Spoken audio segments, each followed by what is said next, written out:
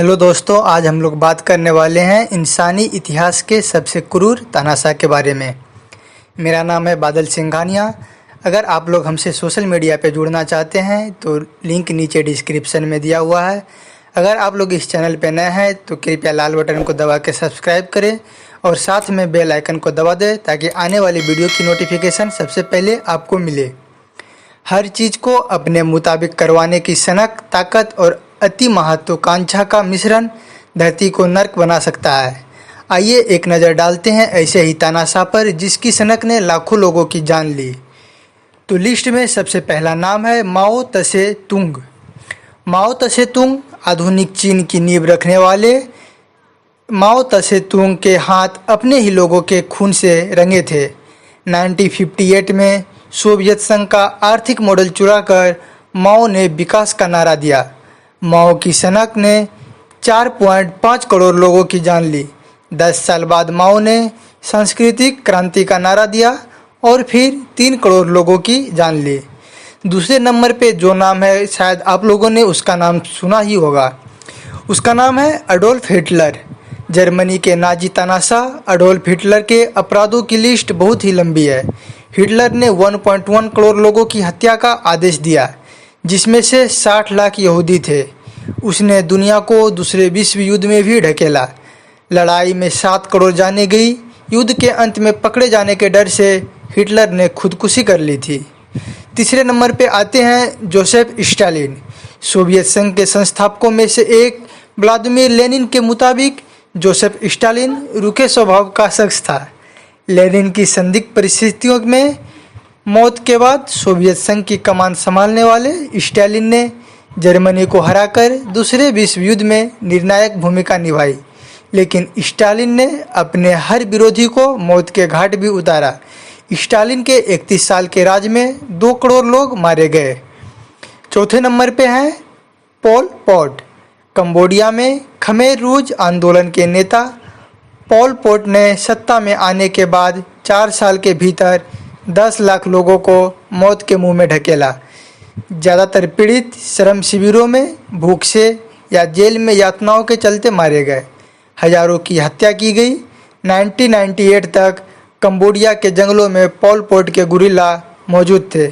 5वां नंबर पे आते हैं। 5वें नंबर पे जिस शख्स का नाम है उसका नाम है सद्दाम हुसैन।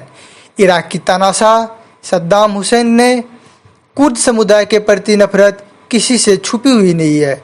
1979 से 2003 के बीच इराक में 3 लाख कुर्द मारे गए।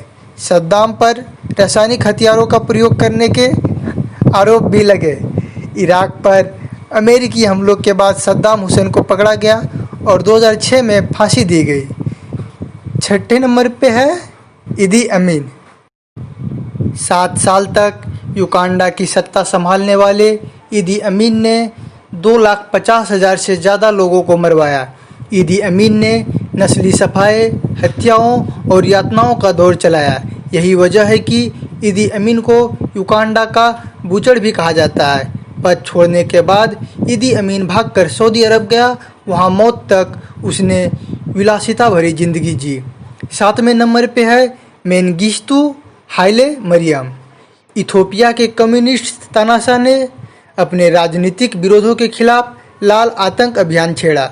1977 से 1978 के बीच ही करीब उसने 5 लाख लोगों की हत्या करवाई। 2006 में इथोपिया ने उसे नरसंहार का दोषी करार देते हुए मौत की सज़ा सुनाई। मरियम भागकर जिम्बाब्वे चला गया। 8वें नंबर पे है किम जोंग इल। इन सभी तानाशाहों में सिर्फ किम जोंग इल ही ऐसे हैं जिन्होंने लाखों लोगों को मारने के बाद भी उत्तर कोरिया में भगवान सा माना जाता है। इल के कार्यकाल में 25 लाख लोग गरीबी और कुपोषण से मारे गए। इल ने लोगों पर ध्यान देने के बजाय सिर्फ सेना को चमकाया।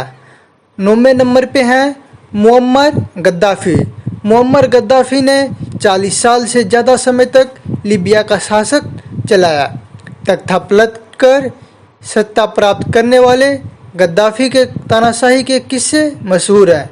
गद्दाफी पर हजारों लोगों को मौत के घाट उतारने और सैकड़ों औरतों से बलात्कार और यौन शोषण के आरोप हैं। 2011 में लीबिया में गद्दाफी के विरोध में चले लोकतंत्र समर्थक आंदोलन में गद्दाफी की मौत हो गई। 10वें नंबर पे हैं फ्रैंकोइस डुविलियर।